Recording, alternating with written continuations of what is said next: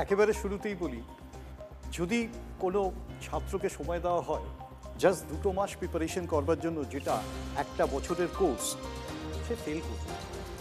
আমরা নির্বাচন কমিশনকে ভারতবর্ষের পার্লামেন্টের আমাদের নেতা, লোকসভার নেতা Rahul Gandhi power point presentation করে বুঝিয়েছিলেন তারা কেন ফেল করবে। তার পরবর্তী সময় আজকে আমরা এখানে এসে দাঁড়িয়ে দেখছি যে নির্বাচন কমিশন সময় কেনবার চেষ্টা করছেন এবং সময় কিনতে চাইছেন, যার পরিপ্রেক্ষিতে বিমলদাদের মতো মানুষের অভিমত রাষ্ট্রপতি শাসন জারি হতে পারে। তাহলে কি উদ্দেশ্যটা তাই ছিল? যদি তাই থেকে থাকে, একটা দুরূহ সংকট গণতন্ত্রের। দ্বিতীয় প্রশ্নটা আরও নিগুড়। আমরা যদি এখানে বারবার যেটা পরিলক্ষিত করতে পারছি, 4 তারিখ নভেম্বর মাস অনির্বাণ যে প্রতিনিধি দল রাজ্যের মুখ্য নির্বাচনী কমিশনারের সাথে দেখা করেছিলেন, তার মধ্যে আমিও ছিলাম।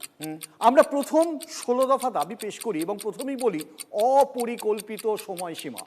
আচ্ছা, প্রমাণিত হয়েছে কি অপরিকল্পিত সময়সীমা আজকে এতটাই বৃহত্তর হতে চলেছে, যেখানে লজিক্যাল ডিসক্রিপেন্সির সংখ্যা 50 লক্ষ, তার রেজলিউশন হওয়ার সময় নেই।